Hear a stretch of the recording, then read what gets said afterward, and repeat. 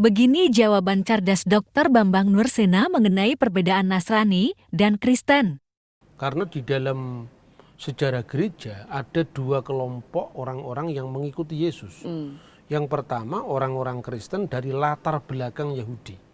Mereka pada masa itu masih disebut Nasrani atau Nosrim. Nah, itu juga nanti disebutkan dalam salah satu dari Shemoneh Esrei. Yang itu mungkin ditambahkan setelah konflik dengan orang Kristen. Nah, dalam Kisah Rasul pasal 24 ayat 5, Rasul Paulus pun disebut sebagai salah seorang dari pemimpin sekte Nasrani.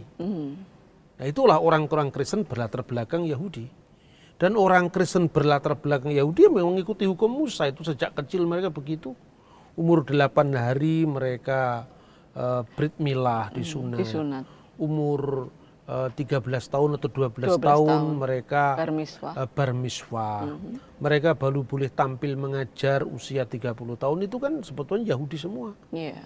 Dan bagi orang Kristen yang berlatar belakang Yahudi ini berlaku hukum Musa. Tapi kalau kita membaca Kisah Rasul pasal 11 ayat 26, di Antioquia murid-murid Yesus itu disebut Kristen, mulai disebut Kristen. Itu dari mana? Orang-orang Kristen yang bukan berasal dari latar belakang Yahudi.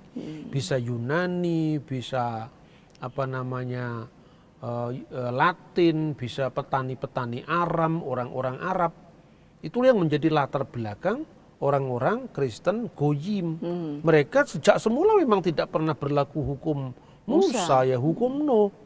Nah, tapi terjadi insiden ya di awal sejarah gereja itu, kira-kira tahun 49. Ada banyak orang-orang Parisi yang menjadi Kristen, menjadi percaya. Lalu dia mau memaksakan kepada orang-orang yang bukan Yahudi harus mengikuti sunat dan mengikuti hukum Yahudi. Lalu gereja bersidang, itulah yang disebut Konsili Apostolik di Yerusalem tahun 49 yang dicatat dalam kitab Kisah Para Rasul.